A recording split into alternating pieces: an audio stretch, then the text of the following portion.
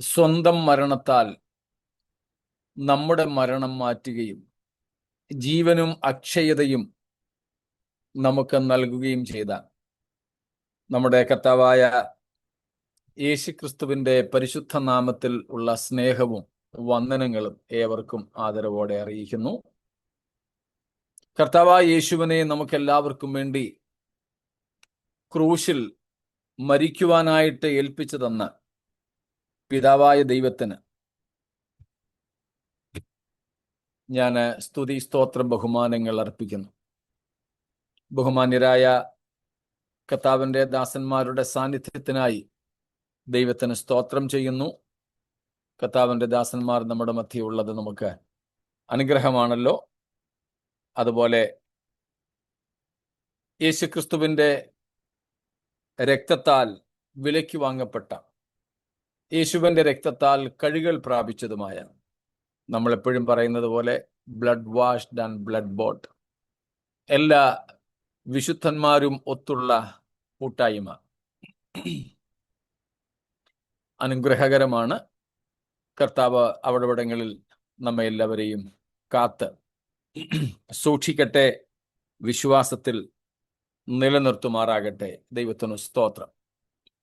ഇന്നലെ അതാത് സഭകളിൽ ആത്മീയ കൂട്ടായ്മകൾ ആചരിച്ച് സന്തോഷവും ആത്മീയ സമൃദ്ധിയും അനുഭവിച്ച് ആരോഗ്യമുള്ളവരായിരിക്കുന്നു എന്ന് ഞാൻ കരുതുകയും ദൈവത്തിന് അത് നിമിത്തം സ്തോത്രം അർപ്പിക്കുകയും ചെയ്യുന്നു. പിന്നെയും നമ്മെ എല്ലാവരെയും അതാതിടങ്ങളിൽ ഉൾക്കണ്ണുകൾ പ്രകാശിപ്പിക്കപ്പെട്ടവരായി നിത്യതയുടെ ദർശനത്തിൽ ക്രിസ്തുവേശുവിനെ കുറിച്ചുള്ള പരിജ്ഞാനത്തിന്റെ ശ്രേഷ്ഠത പ്രാപിച്ച് മുന്നേറുവാൻ ദൈവം സഹായിക്കുമാറാകട്ടെ. ദൈവത്തിനു സ്തോത്രം. നമുക്ക് എബ്രായ ലേഖനം 2-ാം അധ്യായത്തിലേക്ക് വീണ്ടും തിരിയാം. നാം അതിൻ്റെ 5 മുതൽ 18 വരെയുള്ള വാക്യങ്ങൾ ഭാഗമായിട്ട് ചിന്തിച്ചു വരികയാണല്ലോ. 5 മുതൽ 8 വരെയുള്ള വാക്യങ്ങളിൽ നിന്ന് മനുഷ്യരെ കുറിച്ചുള്ള പൊതുവായ പ്രസ്താവനകളും യാഥാർത്ഥ്യ പ്രകാശനങ്ങളും നമ്മൾ കണ്ടു. 8ഉം 9ഉം വാക്യങ്ങളിൽ നിന്ന് മനുഷ്യരുടെ പരാജയവും ഗോഡ് മാൻ, പൂർണ്ണ ദൈവവും പൂർണ്ണ മനുഷ്യനുമായ യേശുക്രിസ്തുവിന്റെ മനുഷ്യർക്ക് പകരവും മനുഷ്യർക്ക് വേണ്ടിയുമുള്ള അജയ്യതയും നമ്മൾ കാണുന്നു. 10ാം വാക്യം മുതൽ അങ്ങോട്ട് യേശുക്രിസ്തുവിന്റെ ആ അജയ്യതയുടെ വിവിധ വിശദീകരണങ്ങളാണ്. അവിടേക്ക് നമ്മൾ പോയില്ല ഇതുവരെ. 8ഉം 9ഉം വാക്യങ്ങളിൽ നമ്മൾ ഇങ്ങനെ നിൽക്കുകയാണ്. കഴിഞ്ഞ ദിവസങ്ങളിലും നമ്മൾ കണ്ടുകൊണ്ടിരുന്നത് 8ാം വാക്യത്തിൽ മനുഷ്യനെ സംബന്ധിച്ച് പറയുന്നു, നാം അങ്ങനെ കാണുന്നില്ല എന്ന്. 9ാം വാക്യത്തിൽ യേശുക്രിസ്തുവിനെ ചൂണ്ടിക്കാണിച്ചുകൊണ്ട് പറയുന്നു, നാം അവനെ കാണുന്നു എന്ന്.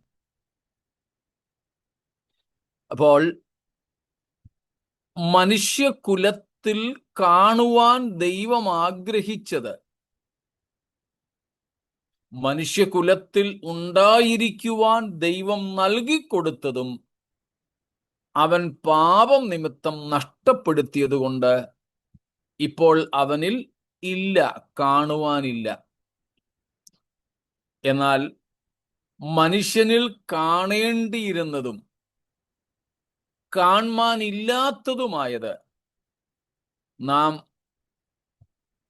തൻ്റെ ദൈവത്വത്തിന്റെ മഹത്വത്തെ ഉരിഞ്ഞു വെച്ചിട്ട് ദൈവത്വത്തോടൊപ്പം മനുഷ്യത്വവും കൂടെ സ്വീകരിച്ച് ഭൂമിയിൽ വന്ന പൂർണ്ണ ദൈവവും പൂർണ്ണ മനുഷ്യനുമായ യേശുക്രിസ്തുവിൽ കാണുന്നു എന്ന കാര്യമാണ് നമ്മൾ പഠിച്ചുകൊണ്ടിരുന്നത്. അവിടെ യേശുക്രിസ്തുവിൽ നാം കാണുന്നത്, അവിടെ കൊടുത്തിരിക്കുന്ന ഗ്രീക്ക് പദം ബ്ലേപ്പോ എന്നൊരു പദമാണ്. BLEPO, ബ്ലേപ്പോ. ഈ ബ്ലേപ്പോയുടെ അർത്ഥം കൊടുത്തിരിക്കുന്നത് to see frequently in the sense of becoming aware of or taking notice of something. ബ്ലേപ്പോ ആണ് നാം കാണുന്നു എന്നതിന് കൊടുത്തിരിക്കുന്ന ഗ്രീക്ക് വാക്ക്. 9-ാമത്തെ വാക്യം നമുക്കൊന്നും കൂടെ വായിക്കാം. എങ്കിലും ദൈവകൃപയാൽ എല്ലാവർക്കും വേണ്ടി മരണം ആസ്വദിപ്പാൻ ദൂതന്മാരിലും അല്പം ഒരു താഴ്ച വന്നവനായ യേശു മരണം അനുഭവിച്ചത് കൊണ്ട് അവന് മഹത്വവും ബഹുമാനവും അണിഞ്ഞവനായി നാം കാണുന്നു. സ്തോത്രം. മഹത്വവും ബഹുമാനവും അണിഞ്ഞവനായി നാം കാണുന്നു. But we are able to see Jesus. മലയാളത്തിലേതിൽ നിന്നും ഒരല്പം വ്യത്യസ്തമായ അർത്ഥത്തിലാണ് ഇംഗ്ലീഷിലും നാം അവിടെ കാണുന്നു എന്ന പദം കാണുന്നത്. കാണുന്നു എന്ന പദം കാണുന്നത്. ഓക്കെ, സ്തോത്രം. കാണുക എന്നൊരർത്ഥം ഇവിടെ കൂടുതലായിട്ട് ഊന്നിപ്പറയുന്നു. കാണുക അല്ലെങ്കിൽ കാണുന്നു. ആ കാണുന്നു എന്നുള്ളതിൻ്റെ ഗ്രീക്ക് ആണ് നമ്മൾ കണ്ടത് ബ്ലേപ്പോ. ബ്ലേപ്പോയുടെ അർത്ഥമാണ് to see frequently in the sense of becoming aware of or notice of something. നാം നോക്കുന്ന, നാം കാണുന്ന ആ വസ്തുവിനെ, ആ വ്യക്തിയെ കുറിച്ച് വ്യക്തതയോടെ മനസ്സിലാക്കുന്നത് വരെയും നോക്കിക്കൊണ്ടേയിരിക്കുക എന്നാണ് ആ ബ്ലേപ്പോ എന്ന പദത്തിന്റെ അർത്ഥം. അതാണ് നാം കാണുന്നു എന്ന് മലയാളത്തിൽ വി സീ അല്ലെങ്കിൽ വി ക്യാൻ സീ എന്ന് ഇംഗ്ലീഷിലും കൊടുത്തിരിക്കുന്നത്. സീ ഫ്രീക്വൻലി, കണ്ടുകൊണ്ടേയിരിക്കുകയാണ്, കാഴ്ചയിൽ നിന്നും മറയുന്നില്ല, കണ്ടു മറക്കുകയല്ല. യാക്കോബ് അപ്പോസ്തലൻ നമ്മൾ കണ്ണാടിയിൽ നോക്കുന്നതിനെ കുറിച്ച് പറയുന്നത് പോലെ അല്ല. അദ്ദേഹം പറയുന്നുണ്ടല്ലോ, നമ്മൾ കണ്ണാടിയിലേക്ക് നോക്കുന്നു, പക്ഷേ ഇച്ചിരി കഴിയുമ്പം ഏത് പരുവായിരുന്നു എന്ന് നമ്മൾ തന്നെ മറന്നു പോകുന്നു. അപ്പൊ അങ്ങനെ കണ്ടു മറക്കുന്നവരല്ല, അങ്ങനെ കണ്ടു മറക്കാതിരിക്കുവാൻ നോക്കിക്കൊണ്ടേയിരിക്കുക. ഇതിനോട് തികച്ചും യോജിക്കത്തില്ലെങ്കിലും ഞാൻ കഴിഞ്ഞ ദിവസം പത്രത്തിൽ വായിച്ച, ഓൺലൈൻ പത്രത്തിൽ വായിച്ച ഒരു വാർത്ത, എവിടെയാണെന്ന് ഞാൻ ഓർക്കുന്നില്ല, കേരളത്തിൽ തന്നെയാണെന്നാണ് എൻ്റെ ഓർമ്മ. ഒരു ഭർത്താവ് മരിച്ചു. അധികം പ്രായമില്ലാത്ത മക്കളുള്ള ഒരു പിതാവായിരുന്നു. പക്ഷേ ആ മരിച്ചുപോയ ആളിൻ്റെ ഭാര്യ, ഈ കുഞ്ഞുങ്ങളുടെ അമ്മ ചെയ്ത ഒരു കാര്യം എനിക്ക് വളരെ നന്നായിട്ട് തോന്നി. ഈ ഭർത്താവിൻ്റെ വസ്ത്രം ഇദ്ദേഹം മരിച്ചതിന് ശേഷവും അവിടെ നിന്ന് മാറ്റിയില്ല. അദ്ദേഹത്തിൻ്റെ ഷർട്ട് അല്ലെങ്കിൽ പാൻസ് അല്ലെങ്കിൽ കോട്ട് തൂക്കിയിട്ടിരുന്നു.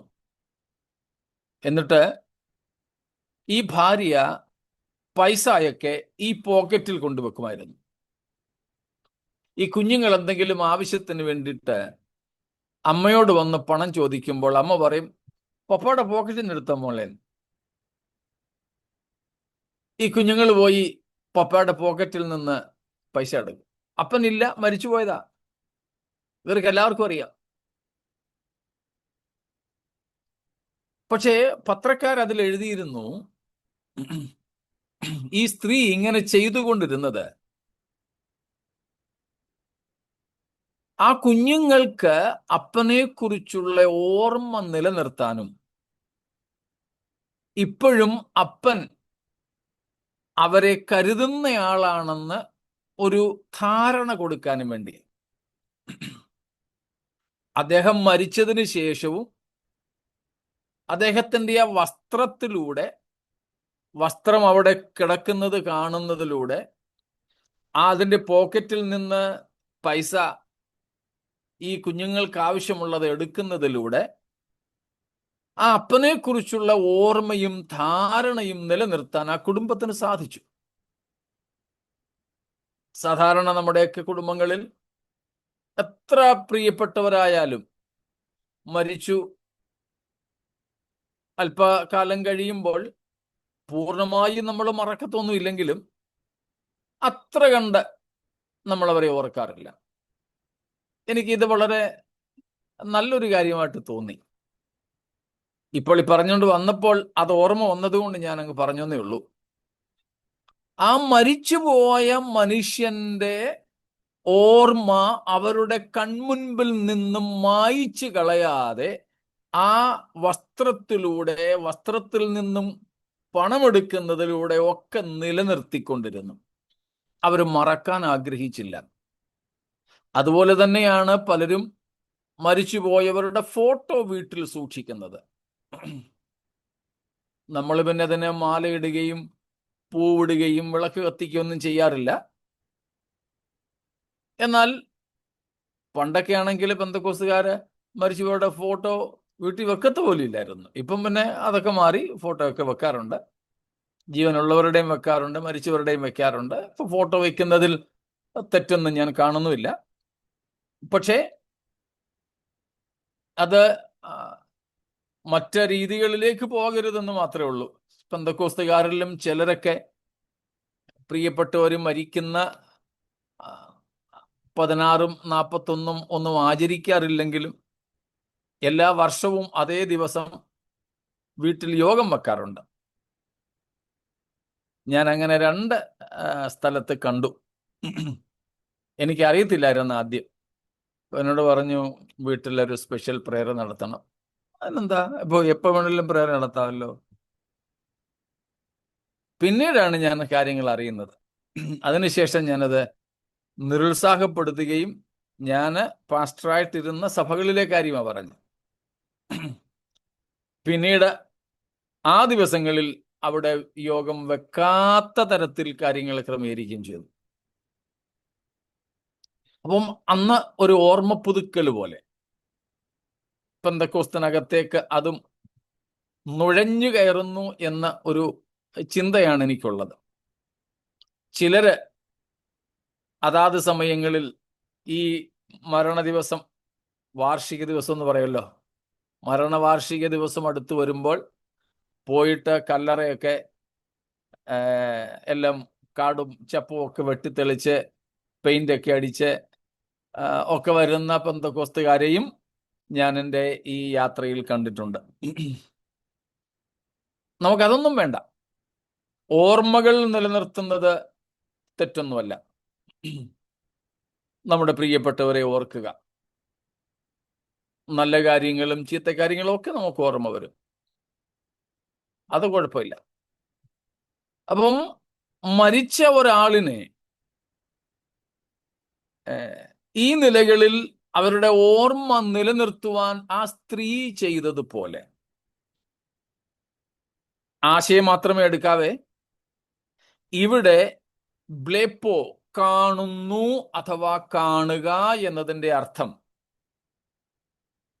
സ്തോത്രം, seeing frequently until we become familiar with or notice of something. നമ്മൾ നമ്മുടെ കർത്താവിനെ നിത്യതയിൽ പോലും അവസാനിക്കാത്ത യുഗങ്ങൾ മുഴുവനും കണ്ടുകൊണ്ടിരുന്നാലും കണ്ടു തീരത്തില്ല. കണ്ടു തീരത്തില്ല എന്ന് പറഞ്ഞാൽ അർത്ഥം മനസ്സിലായല്ലോ. നമ്മൾ കർത്താവിനെ ഗ്രഹിച്ചു തീരില്ല, കണ്ടു കൊതി തീരില്ല. ഇന്ന് നമ്മൾ കർത്താവിനെ അങ്ങനെ അക്ഷരീയമായിട്ട് കാണുന്നുണ്ടോ? ഇല്ല. കർത്താവ് നമ്മുടെ മുമ്പിൽ ഇല്ല. പല പ്രാവശ്യം നമ്മൾ പറഞ്ഞിട്ടുള്ള പൗലോസിന്റെ വാക്കുകൾ ഓർമ്മ കാണും. 2 കൊരിന്ത്യർ 5-ാമത്തെ അധ്യായത്തിൽ നിന്ന് ഓർമ്മയുണ്ടല്ലോ. ഞങ്ങൾ ജഡത്തിൽ അഥവാ ഭൂമിയിലായിരിക്കുന്നിടത്തോളം കാലം എങ്ങനെ കഴിയുന്നു എന്നാ?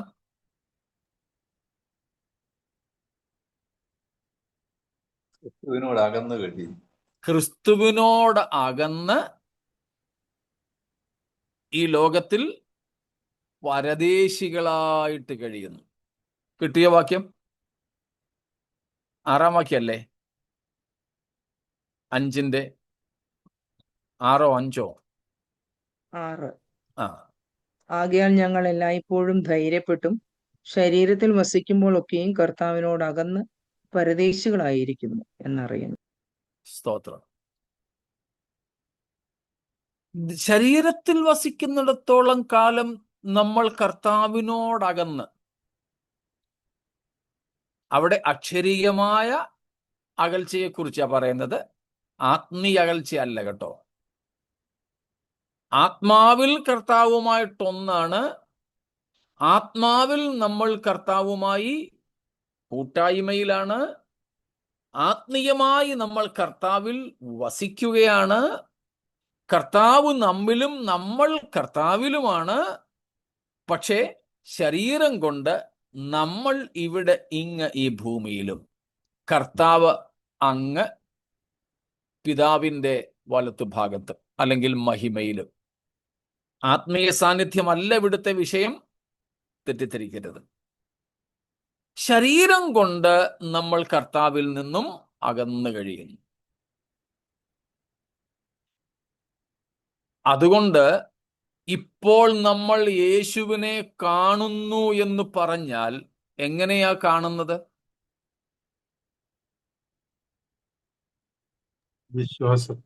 വിശ്വാസത്താൽ. സ്തോത്രം. വിശ്വാസത്താൽ. അതുതന്നെയാണ് അടുത്ത വാക്യത്തിൽ പറയുന്നത് അല്ലേ?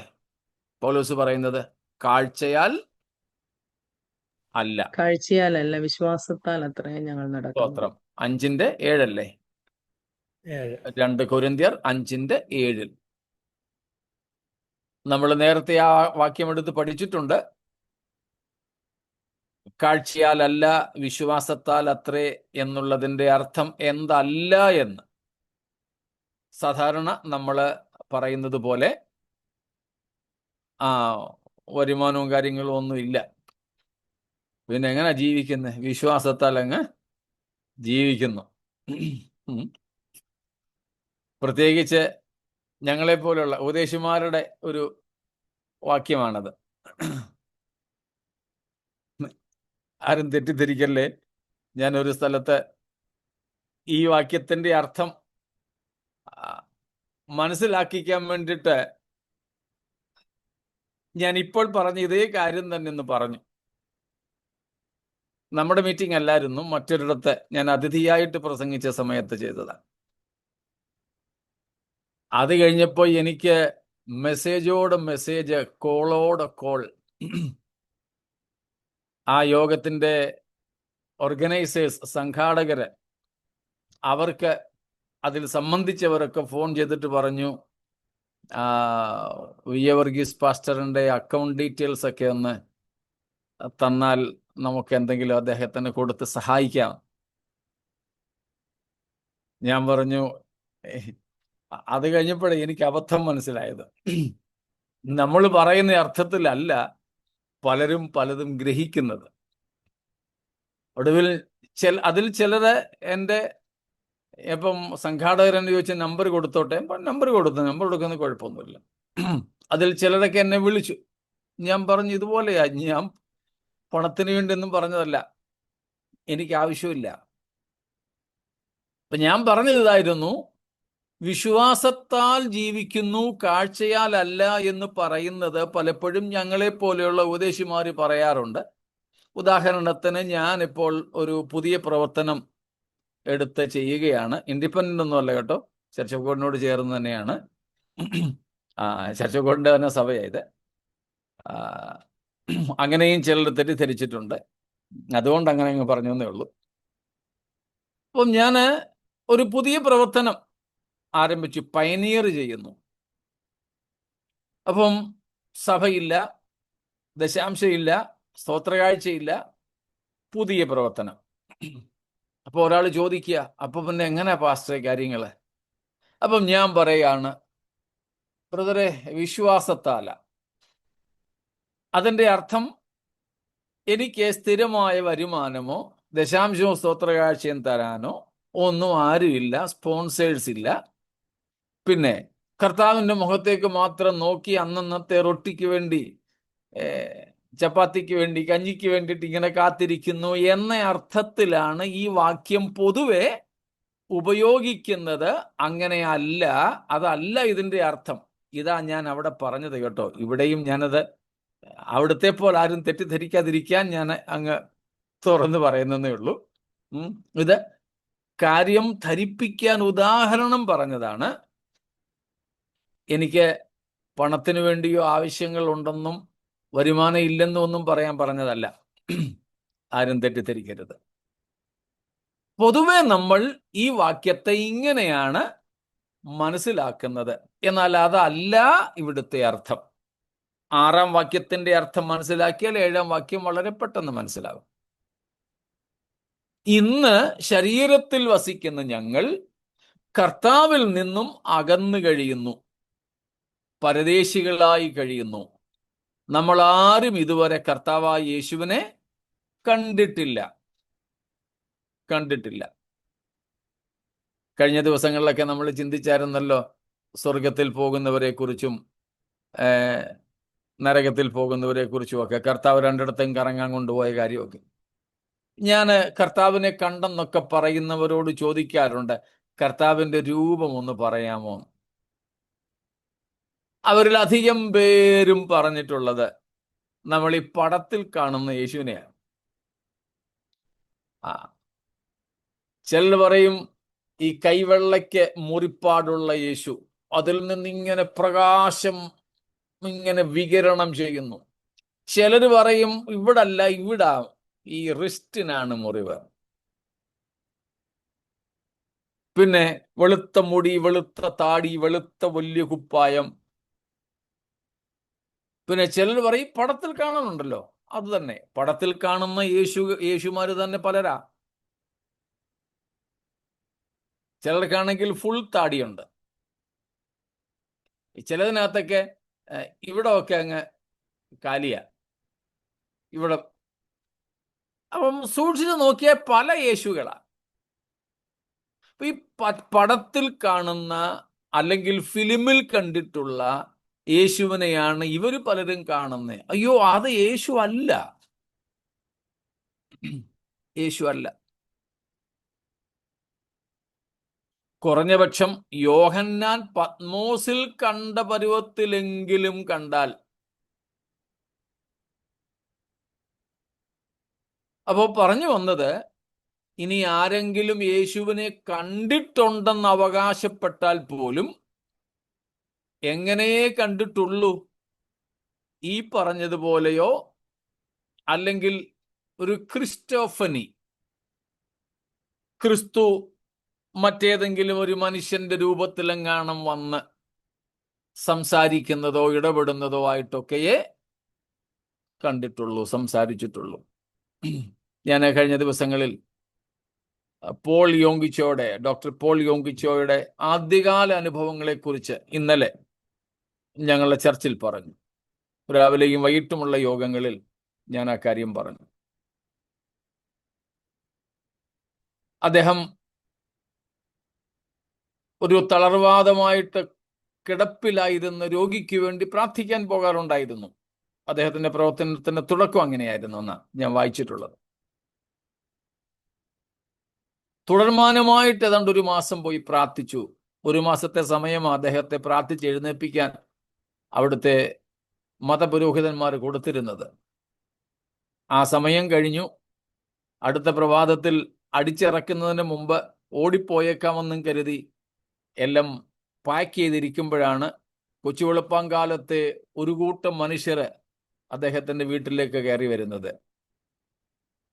അതിൽ മുൻപിൽ നടന്നിരുന്നത് ഈ ഇത്രയും ദിവസങ്ങൾ തളർവാദ രോഗിയായി കിടന്നിരുന്ന മനുഷ്യനാണ്. അദ്ദേഹം വന്ന് ആദ്യം അദ്ദേഹത്തോട് ചോദിച്ചത്, മിസ്റ്റർ ചോ, നിങ്ങൾ എന്തുകൊണ്ടാണ് രാത്രിയിൽ എൻ്റെ വീട്ടിൽ വന്നിട്ട് ഞാൻ വിളിച്ചിട്ട് പോലും നിൽക്കാതെ നിങ്ങൾ അവിടുന്ന് ഓടിയതെന്ന് ചോദിച്ചു. ചോ പറഞ്ഞു, ഞാൻ വന്നില്ല നിങ്ങളുടെ വീട്ടിൽ. ഇല്ല, നിങ്ങൾ വന്നു. ഞാൻ വന്നില്ല. ഇല്ല, നിങ്ങൾ വന്നിട്ട് എൻ്റെ കിടക്കയ്ക്കരികിൽ രാത്രി ഇത്ര സമയത്ത് വന്നിട്ട് എന്നോട് എഴുന്നേക്കാൻ പറഞ്ഞു. പിടിച്ചെഴുന്നേപ്പിച്ചിട്ട് ഞാൻ എഴുന്നേറ്റപ്പോഴത്തേക്കിനും നിങ്ങളെ പിന്നെ കണ്ടില്ല. നിങ്ങളെ കാണാൻ വന്നതാണ്. യോങ്കിച്ചോ പോയില്ല അവിടെ.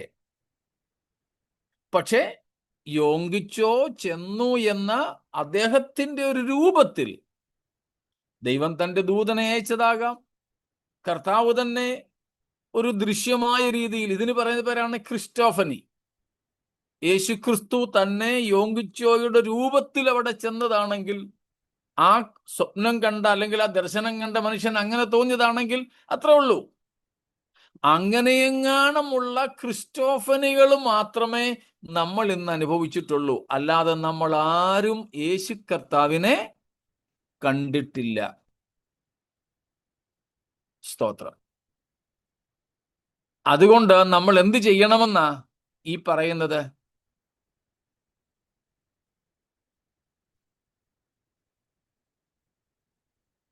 കാഴ്ചയിലല്ല, വിശ്വാസത്താൽ. കർത്താവിനെ വിശ്വാസത്താൽ കണ്ടുകൊണ്ടേയിരിക്കണം. We should continue frequently looking unto Jesus until we become so familiar with him.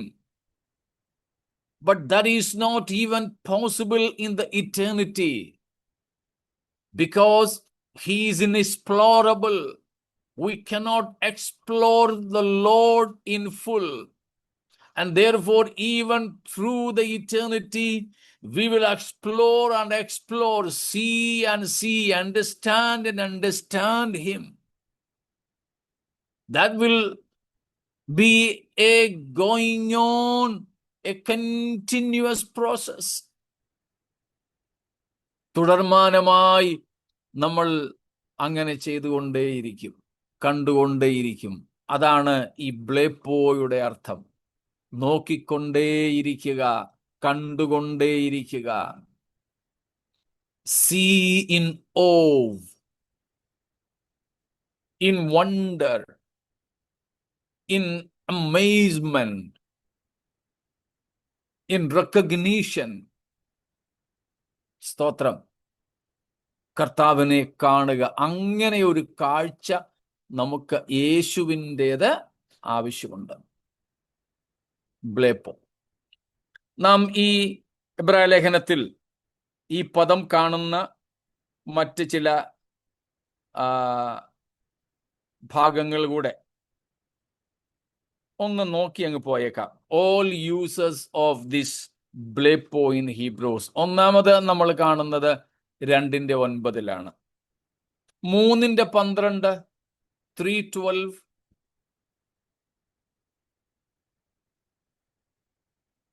ദൈവത്തെ ത്യജിച്ചു കളയാതിരിക്കേണ്ടതിന് അവിശ്വാസമുള്ള ദുഷ്ടഹൃദയം നിങ്ങളിൽ ആർക്കും ഉണ്ടാകാതിരിപ്പാൻ നോക്കുവീൻ. അവിടെയും കാണുന്നത് ഇതേ പദമാണ്. അതുകൊണ്ടാണ് നമ്മൾ 2:9 കാണുന്നു എന്നാണ് മലയാളത്തിൽ കൊടുത്തിരിക്കുന്നതെങ്കിലും നോക്കുക എന്ന അർത്ഥത്തിൽ കഴിഞ്ഞ ദിവസവും ഇന്നുമൊക്കെ നമ്മൾ ഈ പദത്തെ പഠിക്കുന്നത്. ഒരുപക്ഷെ നിങ്ങൾ ആർക്കെങ്കിലും ആ സംശയം ഉണ്ടായി കാണും. കാണുന്നു എന്നാണല്ലോ ഇവിടെ പറഞ്ഞിരിക്കുന്നത്. പക്ഷേ കാണുക എന്ന അർത്ഥത്തിലാണല്ലോ നമ്മൾ പഠിച്ചുകൊണ്ടിരിക്കുന്നത് എന്ന്.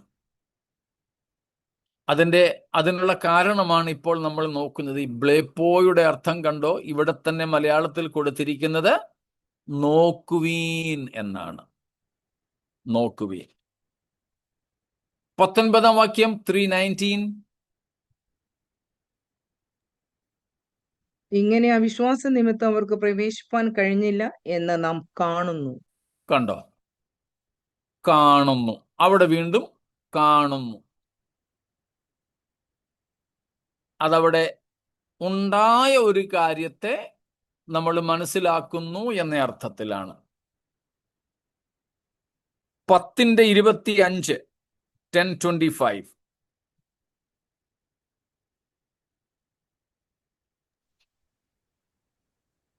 ഉത്സാഹം വർദ്ധിപ്പാൻ അന്യോന്യം സൂക്ഷിച്ചുകൊള്ളുക. 24 ആയിരിക്കും. ആ ദിവസം, ആ നാൾ സമീപിക്കുന്നു എന്ന് നാൾ സമീപിക്കുന്നു എന്ന് കാണുന്തോറും കാണുന്തോറും. 24 അല്ലേ? 25 ലാസ്റ്റ്. 25 ലാസ്റ്റ്. നാൾ സമീപിക്കുന്നു എന്ന് കാണുന്തോറും.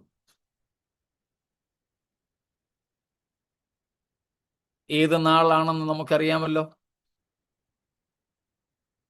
സ്തോത്രം. കർത്താവായ യേശുക്രിസ്തുവിന്റെ മടങ്ങിവരവിനെ കുറിച്ചാണ് ആ പറയുന്നത്. ക്രിസ്തുവിന്റെ മടങ്ങിവരവിന്റെ സമയം അടുക്കുന്നു എന്ന് കാണും തോറും, സമീപിക്കുന്നു എന്ന് കാണും തോറും. ആ കാഴ്ചയും വിശ്വാസത്താലല്ലേ? അപ്പോൾ ഇവിടെ പറയുന്ന ഈ ബ്ലേപ്പോ പൊതുവെ അർത്ഥമാക്കുന്നത് a looking in faith, a seeing in faith, beholding in faith. വിശ്വാസത്താലുള്ള ഒരു കാഴ്ചയെക്കുറിച്ച്. വിശ്വാസത്താലുള്ള കാഴ്ച. 11:1 നമുക്ക് ഏവർക്കും പരിചയമുള്ളതാണ്. 11:1. വിശ്വാസം എന്നതോ ആശിക്കുന്നതിന്റെ ഉറപ്പും കാണാത്ത കാര്യങ്ങളുടെ നിശ്ചയവുമാകും. കണ്ടോ? കാണാത്ത കാര്യങ്ങളുടെ. അവിടെയും ആ പദം കാണുന്നത് ബ്ലേപ്പോ തന്നെയാണ്. 3-ാം വാക്യം 11:3. ഈ കാണുന്ന ലോകത്തിന്. കാണുന്ന ലോകത്തിന്. പിന്നെ 11:7. നോഹ അതുവരെ കാണാത്തവയെ കുറിച്ച് അരുളപ്പാട്. അതുവരെയും കണ്ടിട്ടില്ലാത്ത കാര്യങ്ങളെ കുറിച്ച്. പക്ഷേ നോഹ അത് കണ്ടു, അല്ലേ? അതുവരെ കണ്ടിട്ടില്ലാത്ത, അതുവരെ നടന്നിട്ടില്ലാത്ത മഴയും ജലപ്രളയവും. അതെന്താണെന്ന് പോലും മനസ്സിലാക്കാൻ ഒരുപക്ഷെ നോഹയ്ക്ക് വേണ്ടതുപോലെ കഴിഞ്ഞില്ല. കാരണം അതുവരെ ഉണ്ടായിട്ടില്ലാത്തൊരു കാര്യമാണ്. പക്ഷേ നോഹ അത് കണ്ടു. എങ്ങനെ കണ്ടു? അതും വിശ്വാസത്തല്ല. ലാസ്റ്റ് അവസാനമായിട്ട് 12:25, 12:25.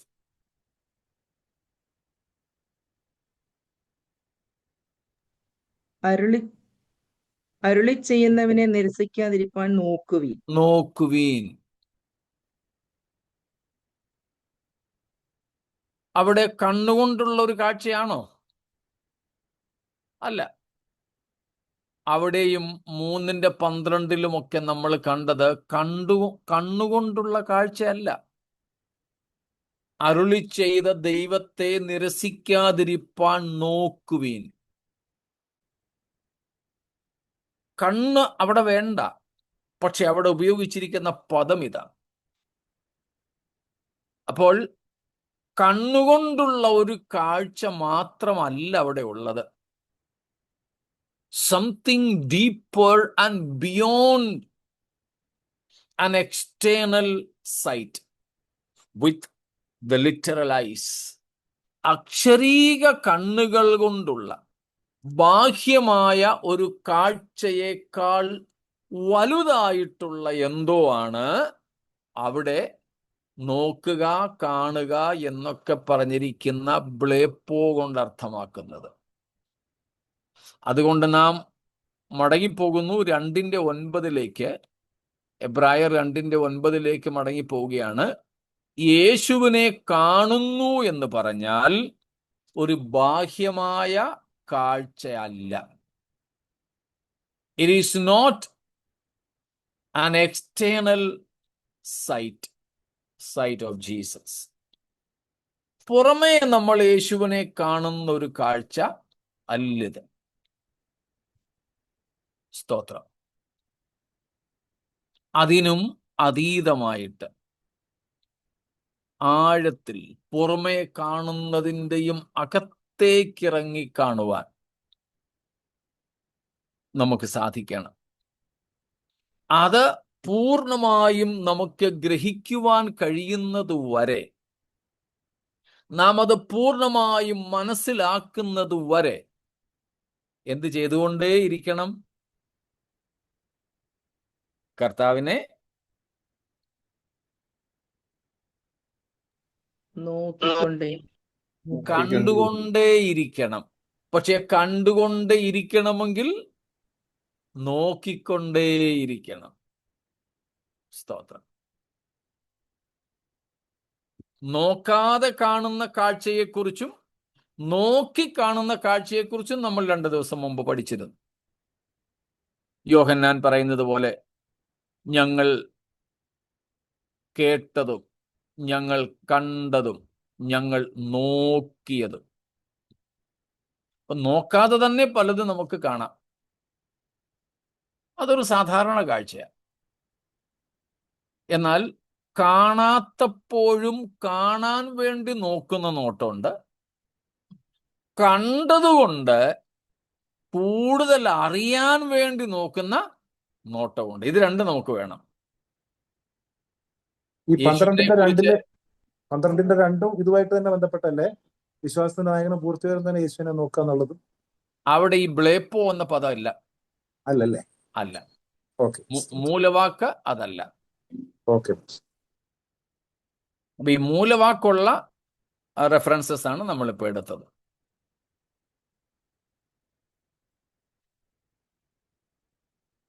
അപ്പം കർത്താവിനെ നമ്മൾ കാണുക, നോക്കുക.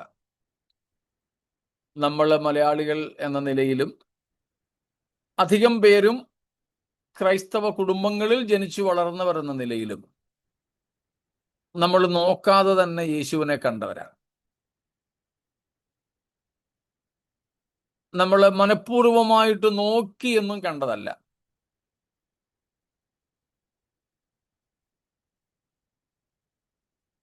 അപ്പം നമ്മൾ കർത്താവിനെ അങ്ങനെ ഒന്ന് കണ്ടതുകൊണ്ട് ചിലര് ഒന്ന് സൂക്ഷിച്ച് നോക്കി. സ്തോത്രം.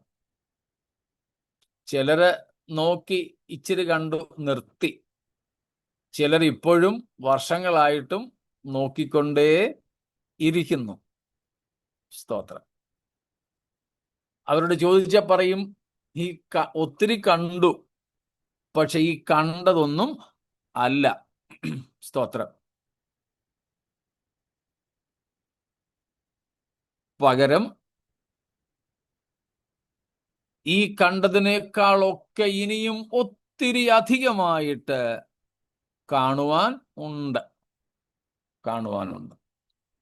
സ്തോത്രം. Yeah, this blepo is mainly therefore looking or seeing by faith. വിശ്വാസത്താലുള്ള ഒരു കാഴ്ചയെക്കുറിച്ചാണ് ഈ പദം ഇവിടെ അർത്ഥമാക്കുന്നത്. കാരണം നമ്മൾ കണ്ടു, കർത്താവിനെ നമ്മൾ ആരും അല്ലാതെ കണ്ടിട്ടില്ല. ഇപ്പോൾ നമുക്ക് കർത്താവിനെ വിശ്വാസത്താലേ കാണുവാൻ കഴിയൂ. തിരുവഴുത്തിലാണ് നമുക്ക് കർത്താവിനെ ഇപ്പോൾ ഏറ്റവും കൂടുതലായിട്ടും വ്യക്തമായിട്ടും കാണുവാൻ സാധിക്കുന്നത്.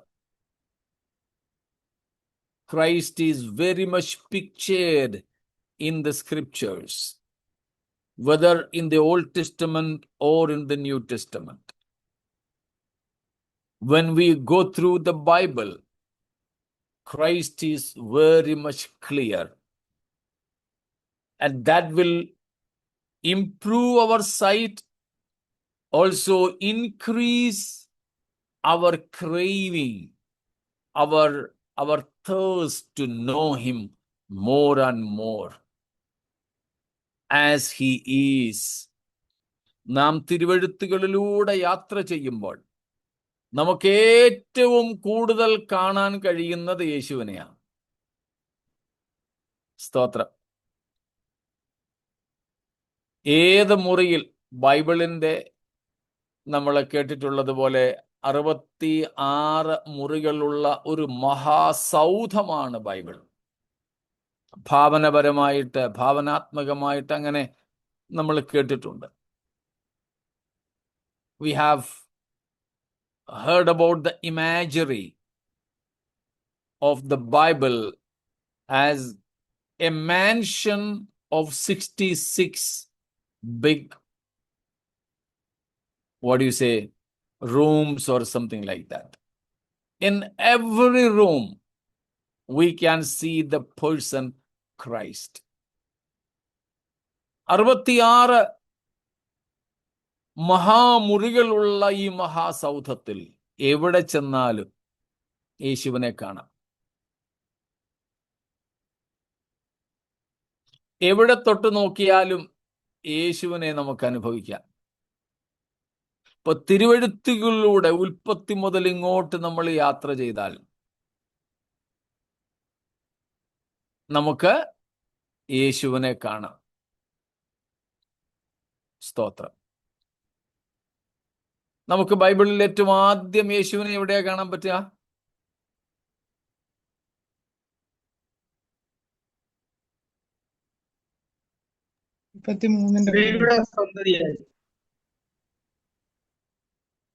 അല്ല, ജനസിസ് 3:15. അത് നമുക്ക് കിട്ടിയ ആദ്യത്തെ വാഗ്ദത്തമാണ്. യേശുവിനെ കുറിച്ചുള്ള ഫസ്റ്റ് മെസ്സിയാനിക് പ്രോമിസ് ഈസ് 3:15. ഉൽപ്പത്തി 3:15 മശിഹായെ കുറിച്ചുള്ള ആദ്യ വാഗ്ദത്തം. പക്ഷേ നമുക്ക് മശിഹായെ, ഇപ്പം ഞാൻ ഒരു ഇലക്ട്രീഷ്യനാണ്. 10ാം ക്ലാസ് കഴിഞ്ഞിട്ട് ഇലക്ട്രീഷ്യൻ കോഴ്സ് പഠിച്ച ആളാണ്. ഉപജീവനത്തിന് വേണ്ടി ജോലി ചെയ്യാൻ പറ്റിയില്ല. കാരണം ജോലിക്ക് വേണ്ടിയിട്ട് ഞാൻ പോയത് ഇലക്ട്രിസിറ്റി, കറണ്ട് പോലും ഇല്ലാത്തൊരു പഞ്ചായത്തിലാണ്. പിന്നീടാണ് അതിലെ ഭോഷത്വമൊക്കെ മനസ്സിലായത്. ഇലക്ട്രീഷ്യൻ കോഴ്സ് പഠിച്ച് ജോലിക്ക് വേണ്ടി പോയത് അടുത്ത പഞ്ചായത്തുകളിൽ പോലും ഇലക്ട്രിസിറ്റി ഇല്ല എന്നുള്ളത്. അന്നത്തെ പ്രായം കൊച്ചു പ്രായമായിരുന്നതുകൊണ്ട് അതൊന്നും ഗവനിച്ചില്ല. കളിച്ച് ഇങ്ങനെ അങ്ങ് നടന്നു ഗ്രാമീണരുടെ കൂടെ. അപ്പം ഞാൻ ആ ഭാഷയിൽ അങ്ങ് പറഞ്ഞാൽ, ഏത് ഭിത്തിയേൽ ടെസ്റ്റർ വെച്ച് നോക്കിയാലും യേശു എന്ന കറണ്ട് അടിക്കും. എവിടെ കുത്തിയാലും യേശു കത്തും. ഒരു ടെസ്റ്ററിന്റെ, ഇലക്ട്രീഷ്യന്റെ ഭാഷയിൽ അങ്ങ് പറയാട്ടോ. എവിടെ തൊട്ടാലും യേശുവിനെ നമുക്ക് കിട്ടും. അങ്ങനെ കിട്ടുന്ന ആദ്യത്തെ സ്ഥാനമാണ് ഞാൻ ചോദിച്ചത്. വാഗ്ദത്തം അല്ല. വാഗ്ദത്തം 3:15 തന്നെ. അത് നമ്മൾ പലപ്പോഴും പഠിച്ചിട്ടുണ്ട്. അതിനു മുമ്പ് നമുക്ക് യേശുവിനെ കാണാം. 1:26 നോ അല്ല. ആദിയിൽ ദൈവം എന്നുള്ളിടത്ത് തന്നെയാണ് ആ ദൈവം. അത് ത്രിയേക ദൈവം. യേശുവിനെ നമുക്ക് കാണാൻ പറ്റുന്നത്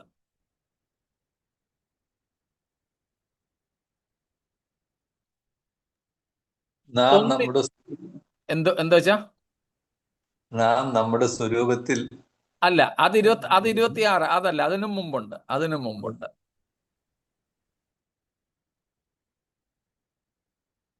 3-ാമത്തെ വാക്യത്തിൽ നമ്മൾ കാണുന്നു,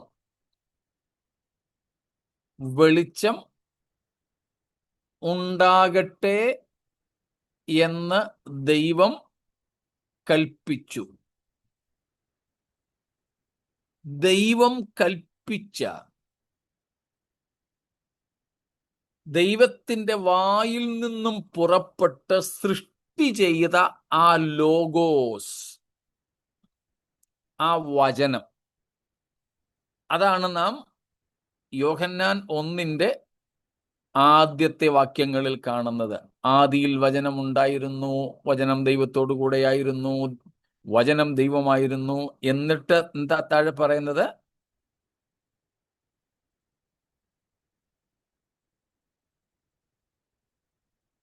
യോഹന്നാൻ 1:2-3.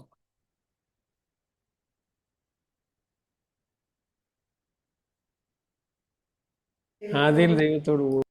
He was with God in the beginning. അതൊന്നാം വാക്യമാ. 2-3 സകലവും അവൻ രണ്ടാം വാക്യം. മുഖാന്തരം ഉളവായി. സകലവും അവൻ മുഖാന്തരമുളവായി, ഉളവായതൊന്നും അവനെ കൂടാതെ ഉളവായതല്ല. കൂടാതെയല്ല.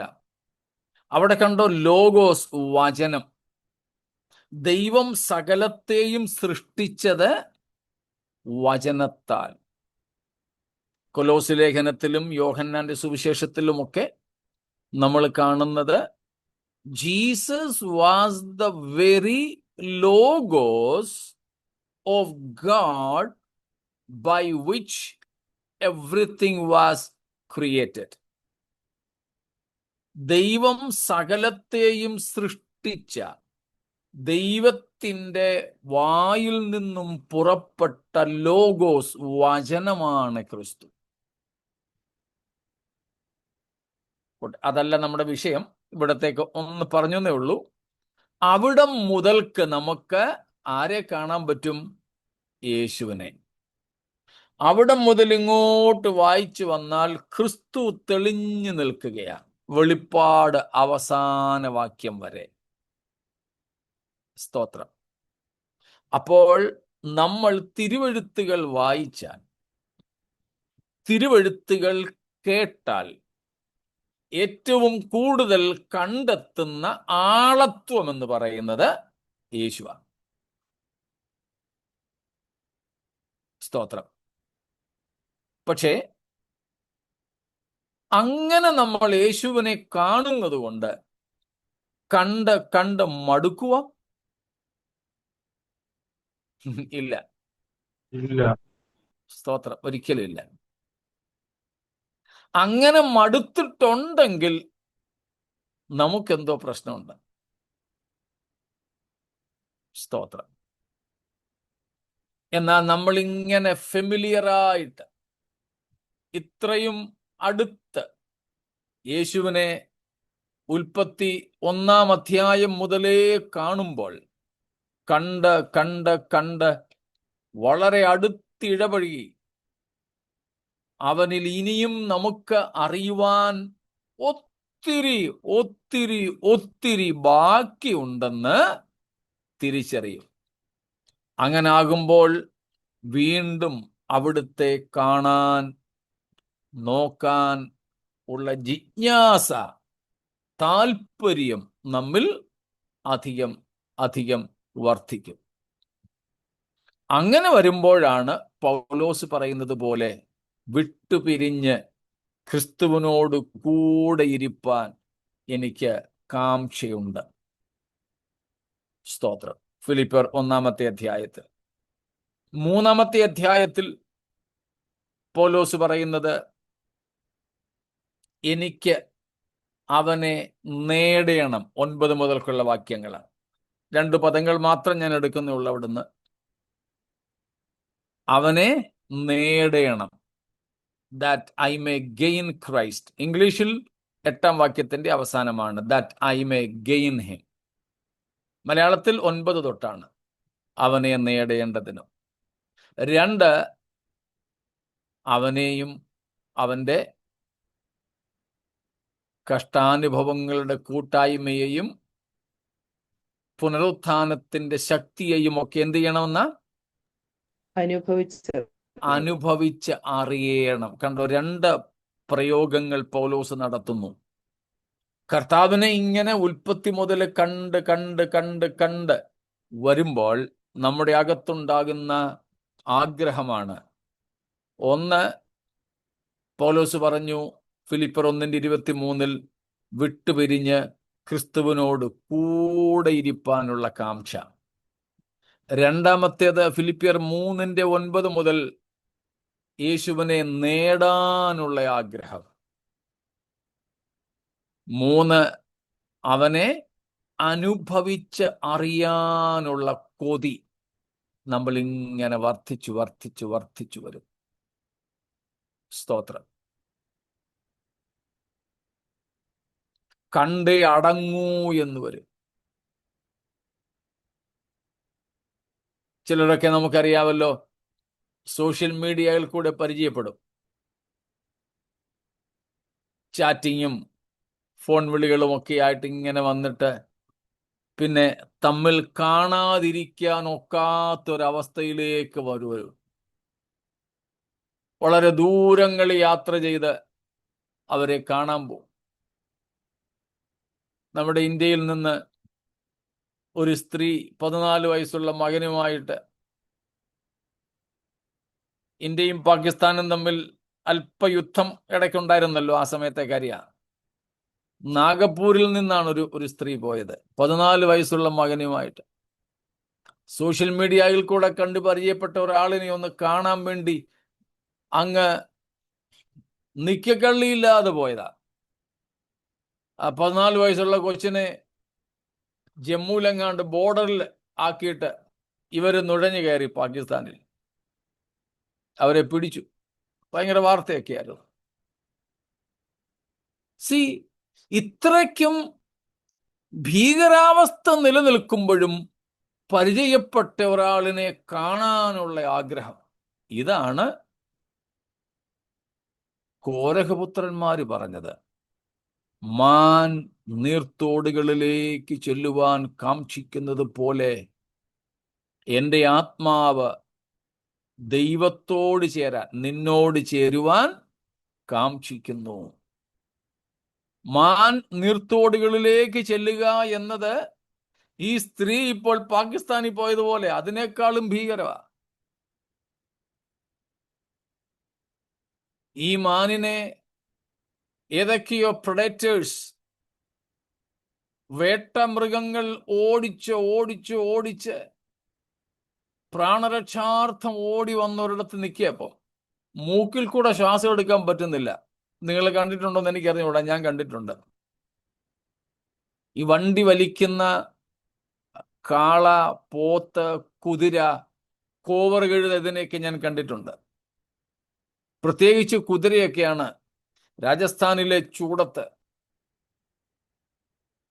10, 16, 20 പേരെ കയറ്റിയിരുത്തി ഒറ്റയ്ക്കൊരു കുതിര, താങ്ക എന്നാണ് അതിനെ വിളിക്കുന്നത്, കുതിരവണ്ടി വലിച്ചുകൊണ്ട് പോകും.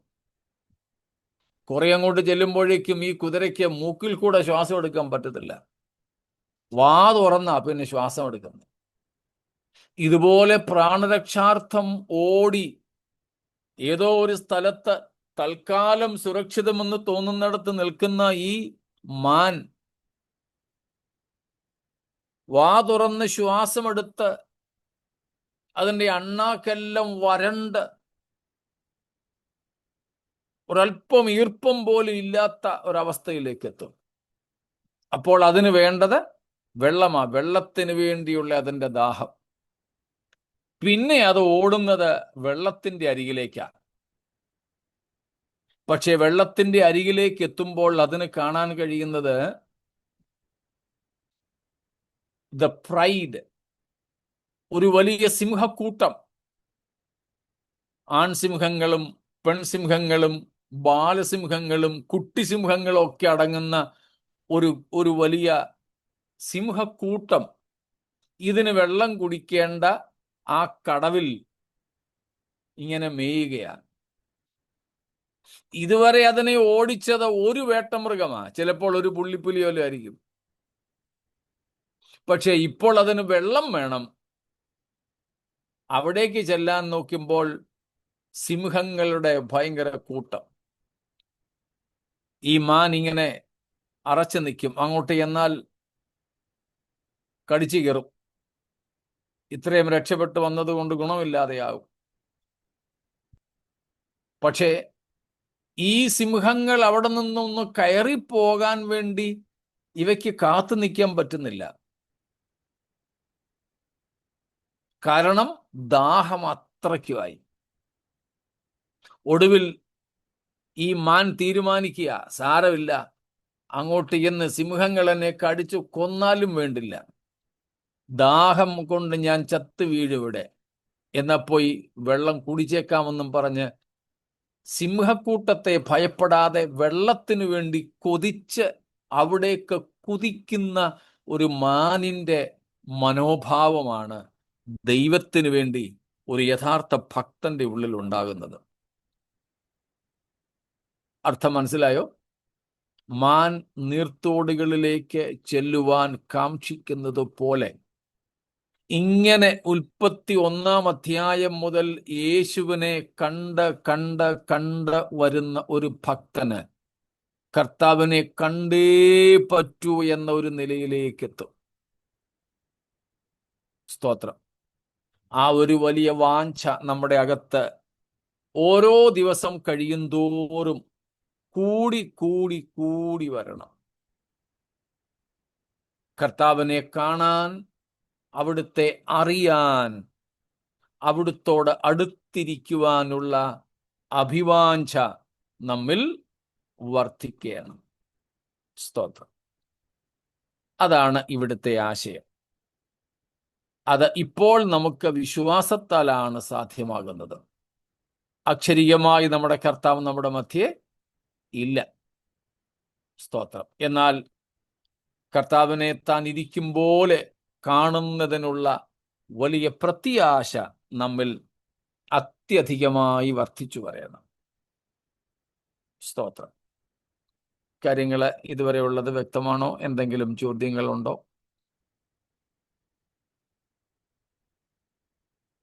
സ്തോത്രം.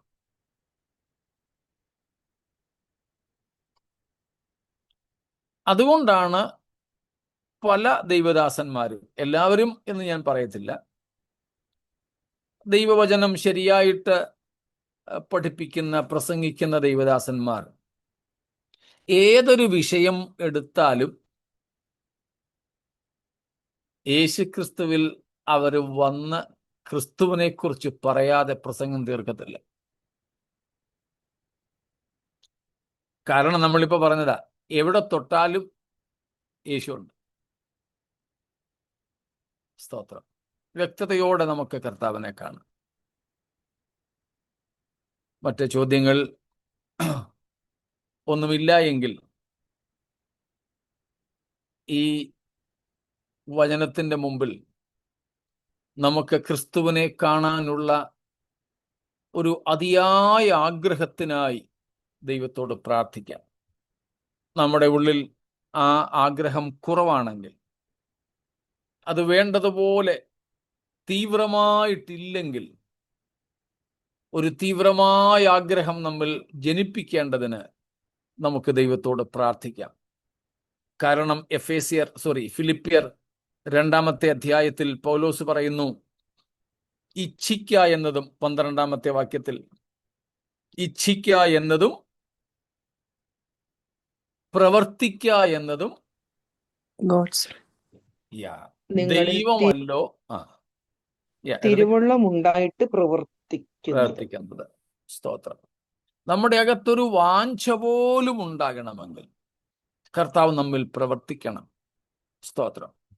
ഇപ്പൊ നമുക്ക് ഒരു തണുപ്പ് തോന്നുന്നെങ്കിൽ, നമുക്ക് ഒരു തീവ്രതയുടെ കുറവ് അനുഭവപ്പെടുന്നെങ്കിൽ, ഒരു ആത്മീക ശൈത്യം, ഒരു നനവ് അനുഭവപ്പെടുന്നെങ്കിൽ, നമുക്ക് കർത്താവിനോട് പറയാം, please generate in me, O God, a deep desire down in my heart to know you more and more, to know you more clearly. Please generate in me a heart that thirsts for you, for nothing else. മറ്റൊന്നിനുമല്ല, അങ്ങേക്ക് വേണ്ടി ദാഹിക്കുന്ന ഒരു ഹൃദയം, ഒരു തീവ്രമായ താല്പര്യം എൻ്റെ ഉള്ളിൽ അങ്ങ് ജനിപ്പിക്കണമേ എന്ന് നമുക്ക് ദൈവത്തോട് പ്രാർത്ഥിക്കാം. നമ്മെ കർത്താവിൻ്റെ കരങ്ങളിൽ ഏൽപ്പിക്കാം. നമുക്ക് ദൈവത്തോട് പ്രാർത്ഥിക്കാം.